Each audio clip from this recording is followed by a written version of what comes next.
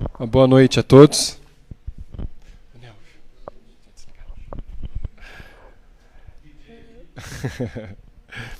É com muita alegria que quando o Nelvio nos convoca a palestrar, porque como ele disse, né, sinta-se em casa. Eu já me sinto em casa há vários anos, né? E sempre quando eu venho aqui recebo um abraço gostoso, né, o calor da amizade de todos aqui da casa, né? Fico muito feliz. Conchega o coração, né? Muito obrigado por mais uma oportunidade. Então, para hoje, né, a última semana antes do Natal, né, nesse espírito natalino que nós temos, já a gente percebe que a energia do planeta já mudou, né? Se desfez aí as festividades esportivas, políticas, né? E agora entra a fraternidade universal. Então agora a gente começa a sentir uma energia de renovação. E é com essa energia que eu venho trazer uma reflexão para todos nós. De que a nossa saúde depende exclusivamente da nossa alegria. E que assim vai ser quando o nosso planeta passar dessa transição para o mundo de regeneração. Nós vamos entender com mais clareza essa alegria e o verdadeiro bem-estar, que não é do corpo, é do espírito. Então o que parece aqui, parece uma pessoa sendo renovada perante a luz do sol. É assim que todos nós vamos nos sentir. Esta noite, depende. Depende de você. Depende da sua proposta reencarnatória, depende do que você se propõe, da sua luz interna, da sua renovação espiritual, sua reforma íntima. Então, para a gente começar, né, o que seria então a infelicidade? Mas por que falar de alegria, começando pela infelicidade? Para a gente definir logo o que nos faz sofrer. Infelicidade é o estado de insatisfação. Antônimo de feliz, ausência de felicidade. Ausência. Então a infelicidade, ela está presente quando nós não conhecemos a felicidade. E quando nós estamos felizes, muitas vezes nós nem percebemos. Basta perder a tranquilidade que chega à infelicidade. Aí nós percebemos. Nós notamos muito. Como diz Jesus, né? Fique com a minha paz. A gente está em paz. Quando acontece algo de muito grave e essa paz é retirada, aí nós percebemos que nós estávamos em paz. É estranho, né? Mas é assim que funciona. Nós só nos damos conta de algo quando a gente perde, infelizmente. E quais são as causas, então, da infelicidade? Diversas. Apego aos bens transitórios. Bens transitórios são todos aqueles que nos são emprestados. Nós temos uma posição social que para nós parece fazer muito efeito, mas é uma posição ilusória. Desde o rei até o súdito, desde o mais rico até o mais miserável. O que seria o bem material para um e para outro? Algo simplesmente emprestado para que ele possa cumprir o seu objetivo reencarnatório. Aquele que tem abundância de dinheiro vai auxiliar aqueles que têm poucos, com emprego, com oportunidades. Aquele que tem pouco, ou quase nada, a necessidade de viver com pouco, para perceber a verdadeira felicidade, não está no bem material. E se empresta e se recebe. Muitas vezes, o miserável de hoje foi o rico de ontem, de outras vidas, onde fez mau uso daquela fortuna e que agora em aprendizado está tentando conter a sua ganância, o seu orgulho. É uma bênção. As maiores provas que nós temos são do dinheiro e da beleza. São duas provas muito árduas e que nós perseguimos. Quem não quer ser bonito? Quem não quer ser rico? Mas terás problemas, muitos, muito e muito, que traz quedas clamorosas, como diz Emmanuel. A ignorância da pluralidade das vidas, porque para muitos, principalmente aquele que não acredita, não tem fé, ou que tem fé, mas que foi levado por algo, uma ilusão, que um dia vai acabar, de que não existe uma segunda vida, uma outra vida. Então, simplesmente para acabar com o seu sofrimento, tire a própria vida. Mesmo aquela pessoa que tem a fé fervorosa, mas ela se esquece que o maior amor que Deus nos deu foi o aprendizado da vida. E Ele o retira, transgredindo assim a maior bênção que Deus nos dá. E o sofrimento é triplicado, quadruplicado, dependendo da situação. Então, Jesus deu uma grande lição quando ele nasceu na manjedoura, ao lado dos animais. Mas como um governador do planeta que cuida de mais de 21 bilhões de espíritos aqui neste planeta, nasce numa manjedoura para que possa demonstrar, até mesmo através do seu nascimento, da sua vinda, mais de 2000 anos de preparação para que ele possa reencarnar. A preparação até mesmo dos apóstolos em vidas anteriores, para que possa se cumprir e trazer a boa nova. Como ele diz, as raposas têm suas tocas, as aves do céu têm seus ninhos. E o Filho do Homem não tem nenhuma pedra para encostar a cabeça, para dizer que nada é dele. O que nós levamos dessa vida? O Espírito, com todo o aprendizado que nós levamos desta encarnação e das outras, que agora nós não nos lembramos. Alguns conseguem se lembrar, mas o véu do esquecimento é uma bênção. Nós estamos no altar da família junto com diversos algozes, para que nós possamos retomar o amor puro, o amor fraterno. Nosso pai, a nossa mãe, os nossos filhos, nosso companheiro, companheira. Nós sabemos o quanto alguém da família nos causa tanto incômodo, outros muita afinidade. Haja visto que fora da nossa família temos muito mais afinidades ainda com outras pessoas. Nossa família espiritual. Viemos aqui cumprir e tirar a ilusão do passado, do ódio, convivendo assim numa nova oportunidade de fazer diferente.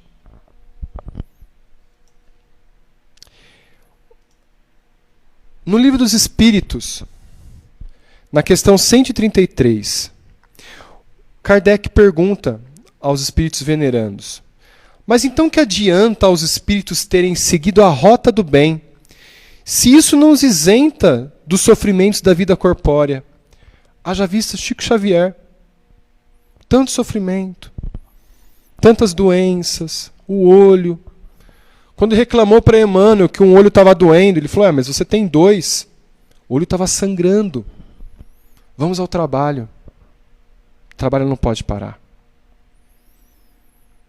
Mais benevolente que Chico Xavier. Até ele, com suas doenças, suas patologias, sofreu as dores da matéria. E por que nós não? E assim os espíritos respondem. Eles assim chegam mais rapidamente ao objetivo, Além disso, os sofrimentos da vida, muitas vezes, são consequências da imperfeição do espírito. Quanto menos imperfeições tem, menos tormento sofrerá. Meu Deus, Chico Xavier. Agora a gente olha para nós. Olha só. Aquele que não for invejoso, ciumento, avarento, nem ambicioso, não sofrerá os tormentos desses defeitos. Eu tenho todos. Em grande quantidade. Muito que aprender ainda. Mas o senhor é palestrante. Ué, vocês ouvem uma palestra uma vez só. Eu tenho que ouvir todas as vezes, então a palestra é para mim. A gente que desenvolve as palestras, o primeiro aprendizado é nós, somos nós. Que estamos aqui para divulgar, para traduzir o Evangelho para os dias de hoje, e o ensinamento maior é para nós. Para nos dominar e conter, mantermos na humildade. E é difícil. E é difícil. Toda prova rude é o fim de um sofrimento e aperfeiçoamento do espírito, como diz Santo Agostinho.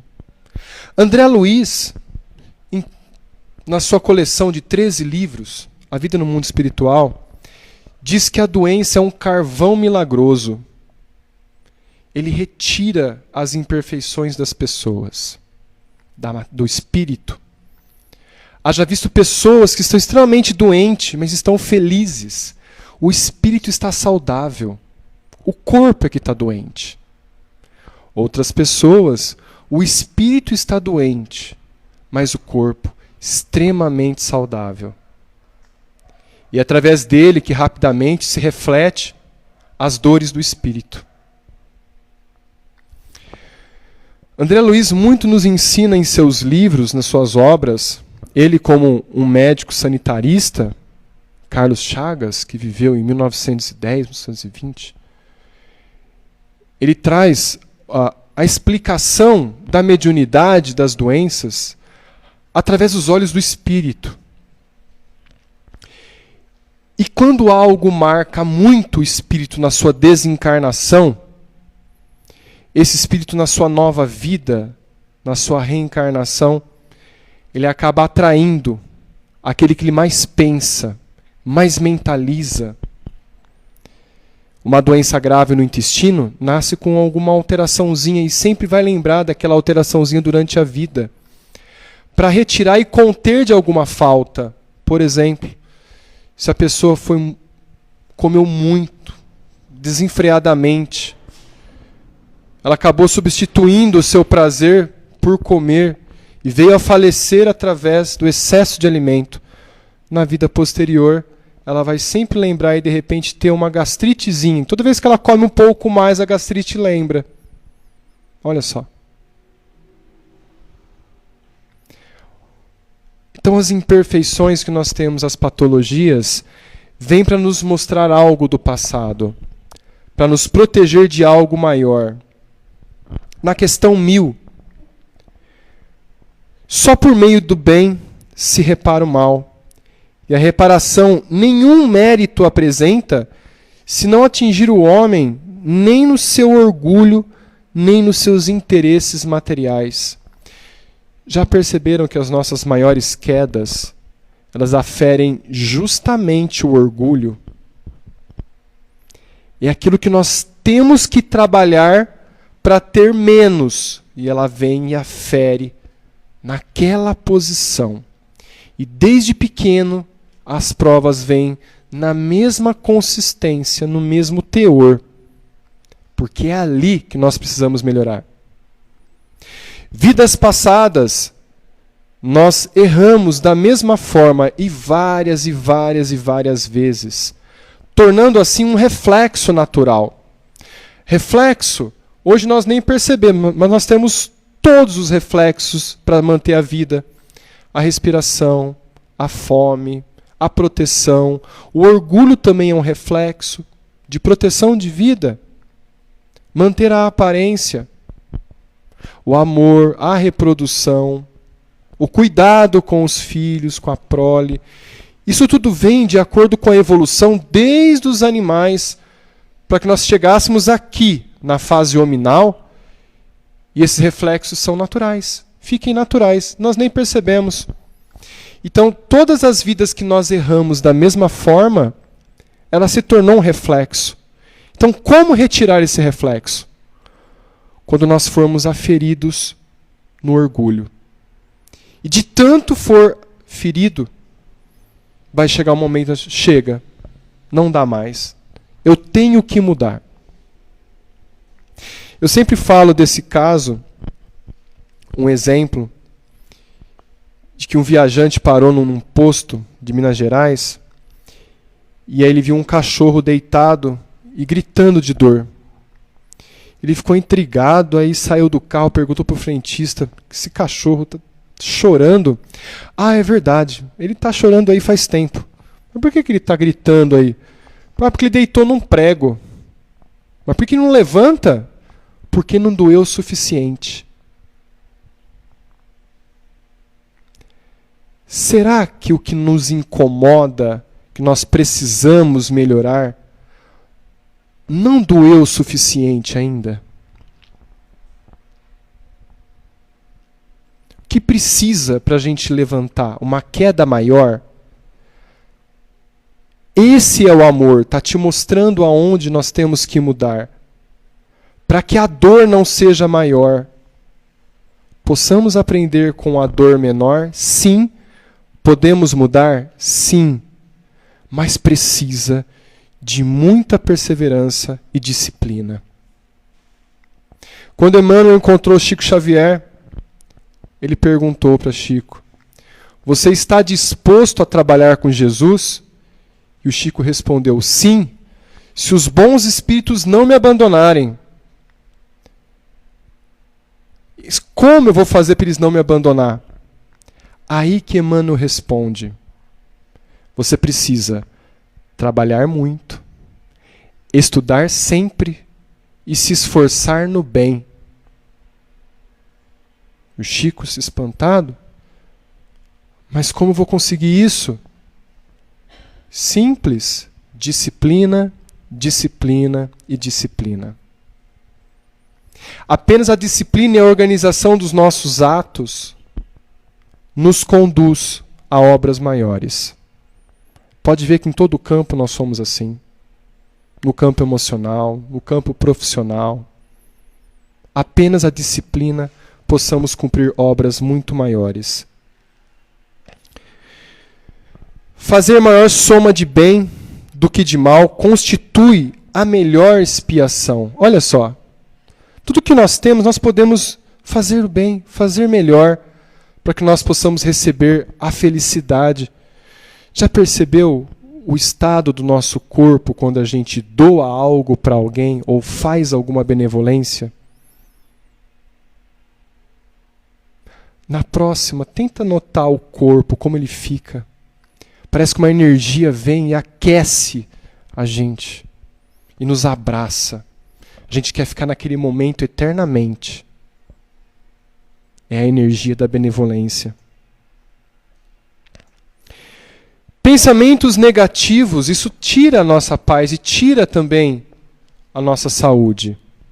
Mas os pensamentos com disciplina no bem nos blinda, nos protege. Por exemplo, nós somos tão apegados à parte mental porque é ela que nos conduz o corpo. Você é aquilo que pensa, não aquilo que quer refletir para os outros. A gente demonstra para as pessoas o que é no íntimo de verdade, porque nós temos uma anteninha de recepção e emissão de energia, e todo mundo capta essa energia. Ela fica lá no final, quer dizer, no meio da cabeça, atrás do tálamo, para quem gosta de anatomia, né? Atrás do tálamo, na glândula pineal. São cristalzinhos de apatita, parecida com bolas de cristal. Se alguém te perguntar, você tem bola de cristal? Você fala, tenho. Algumas. E recebemos mentalizações o tempo todo. É de lá que recebemos intuições, tanto dos mentores quanto dos obsessores. Depende da sua vibração mental. Então ali, nós podemos simplesmente fazer o exercício de lembrar daquele dia que tivemos uma dor de cabeça. Geralmente a gente acorda e fala, meu Deus, hoje vai ser pesado. E é. A gente mandou aquele comando. Nossa, minhas costas hoje vai acabar me dando um tombo. Já já a dor nas costas aparece. Porque a gente mentalizou firme para aquilo acontecer. A gente nem percebe. No outro caso, a família inteira adoece. O pai, os filhos, leva todo mundo ao médico. Chega lá, o médico, mas a senhora não vai ficar doente também? Ela responde, não dá tempo, doutor, tem que cuidar de todo mundo. Ela não pensa na doença, ela pensa em cuidar. Olha a blindagem mental que ela tem da saúde do corpo, através da mente. Pessoas otimistas adoecem muito menos que as pessoas pessimistas. Isso é um dado científico. E Jesus já dizia, vós sois deuses, e todos vós, filhos do Altíssimo. Nós somos deuses porque temos a centelha divina com nós. Toda vez que nós saímos do caminho, a gente é lembrado. E aonde está escrito as leis divinas? Dentro de cada um de nós. Olha só. Então, se nós somos deuses, imagine o que nós estamos mentalizando para alguém. O ódio é uma transgressão divina. Toda vez que sentimos ódio de alguém, a gente oferece uma taça de veneno para a pessoa, mas a gente mesmo que toma. Porque a energia está em nós. A outra pessoa nem lembra do fato e a gente está com raiva da pessoa. A energia não atinge ela, porque não tem ligação, não tem afinidade. Então essa energia de ódio fica com a gente mesmo. Olha só. Na verdade vos digo que aquele que crê em mim, Jesus, também fará as obras que eu faço, e fará as maiores que esta, porque eu vou para o meu Pai. Ou seja, um dia Jesus vai nos deixar, porque nós estaremos num ponto que conseguiremos andar sozinhos.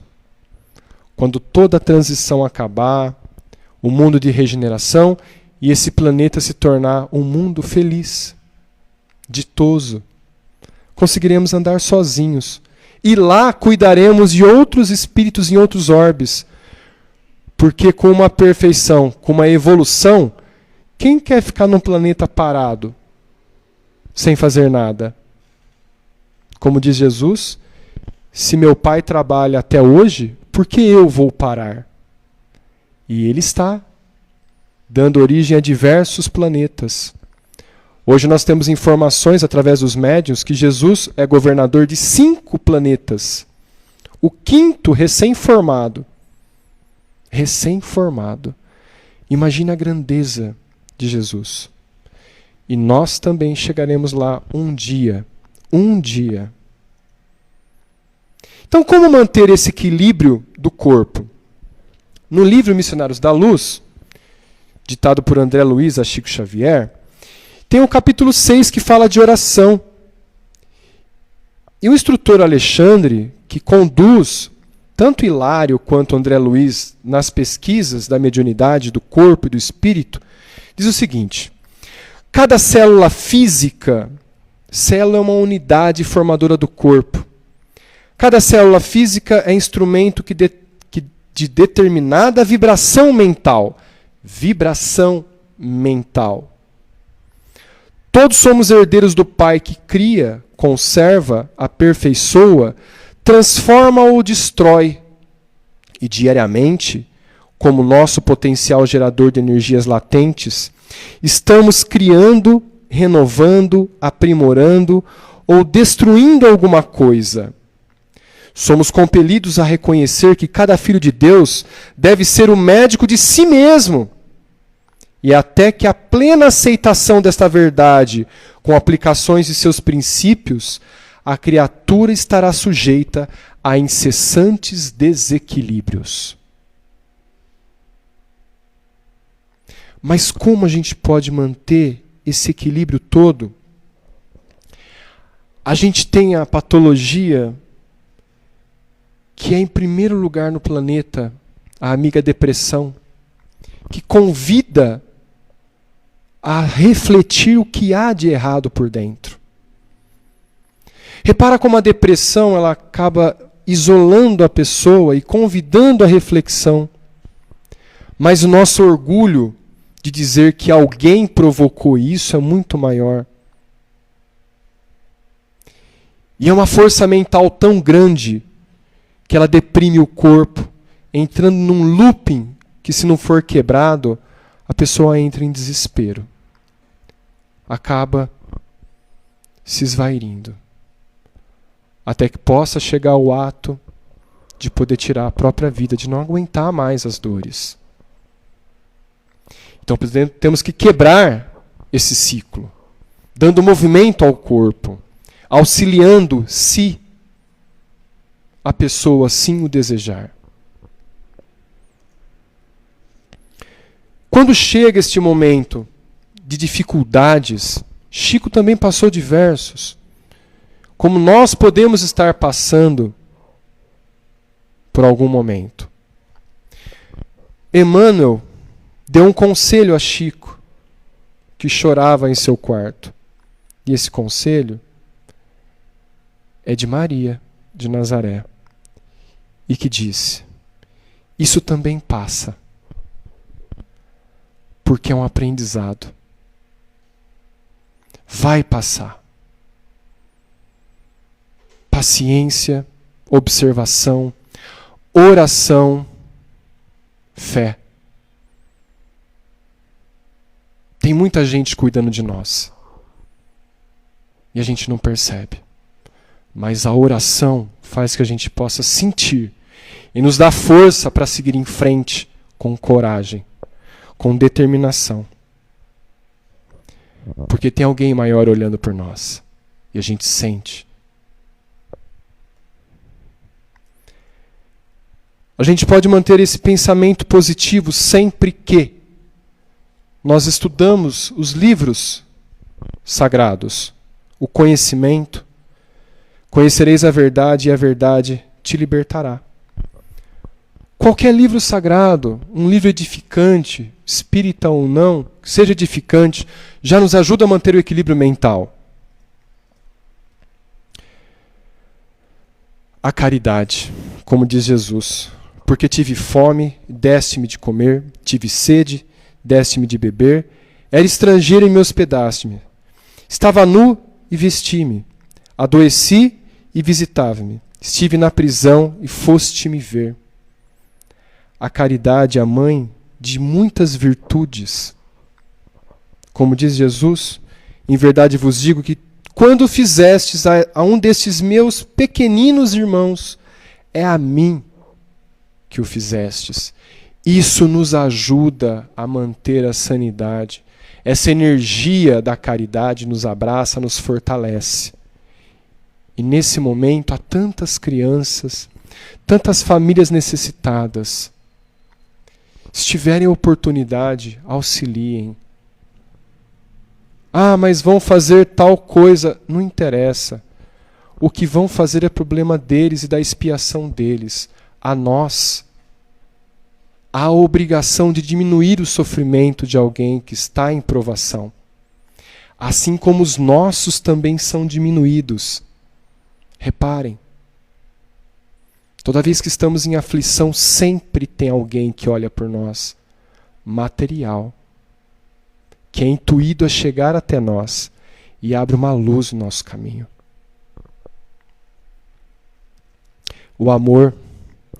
Mas sobretudo tende ardente amor uns para com os outros, porque o amor cobre uma multidão de pecados.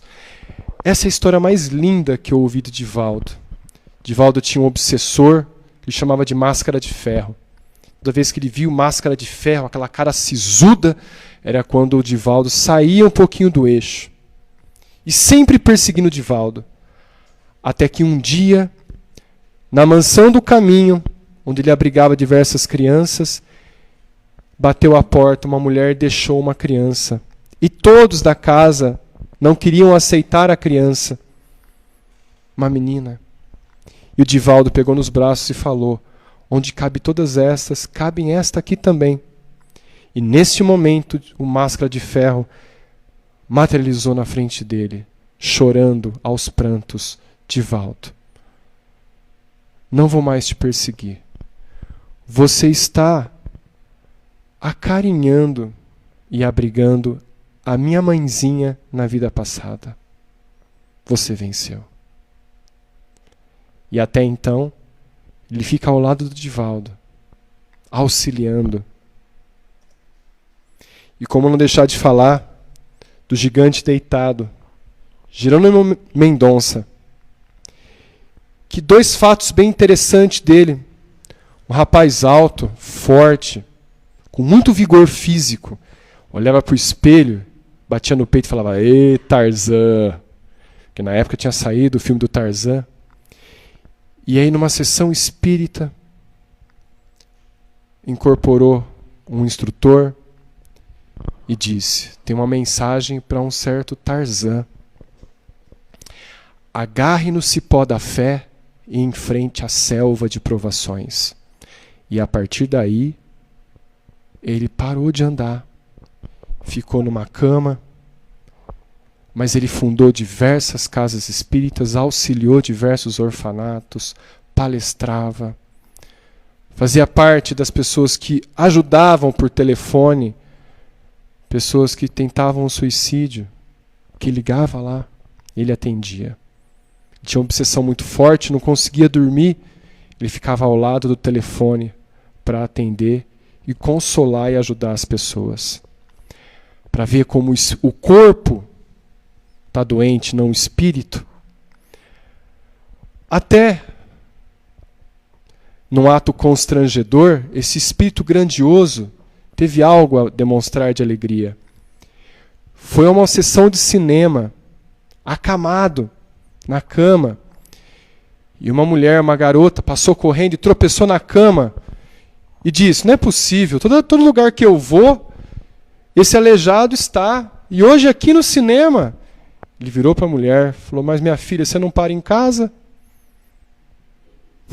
Encontrando ele em todo lugar? Ela que não para em casa, deitado numa cama. E quando ele desencarnou, ele apareceu para o Divaldo. Divaldo, o gigante novamente está em pé. E assim foi conduzido ao mundo espiritual. Então aqui, para a gente fechar essa palestra, passei um pouquinho do tempo, um videozinho bem bonitinho da lebre e do urso. A lebre, astuta, um corpo bem ligeiro, veloz, é o nosso orientador. Imagine quem somos nós. O urso. Dá uma olhada na fisionomia dele. Não quer nem levantar daí. E então, a gente comanda essa historinha na seguinte proporção. Você vai ligar.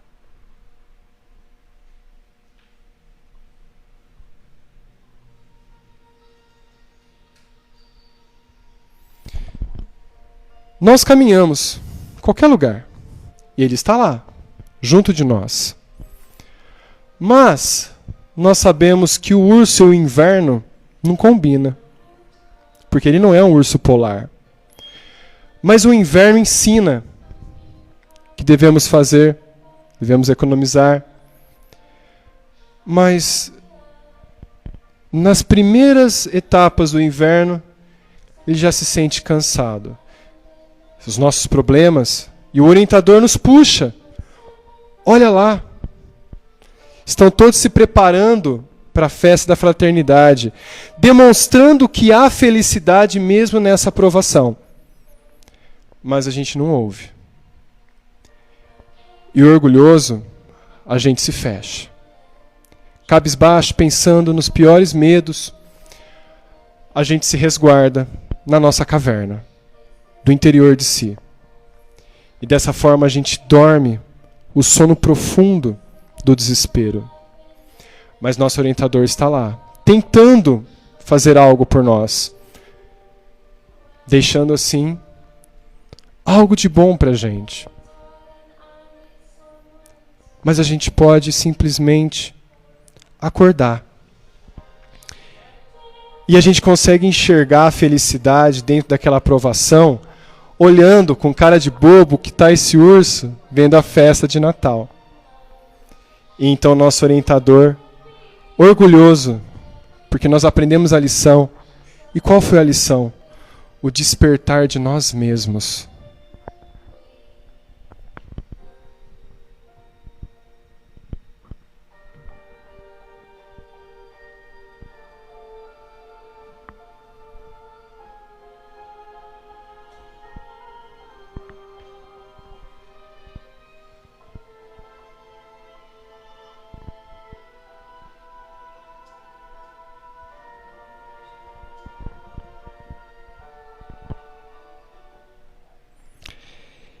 E é assim que a gente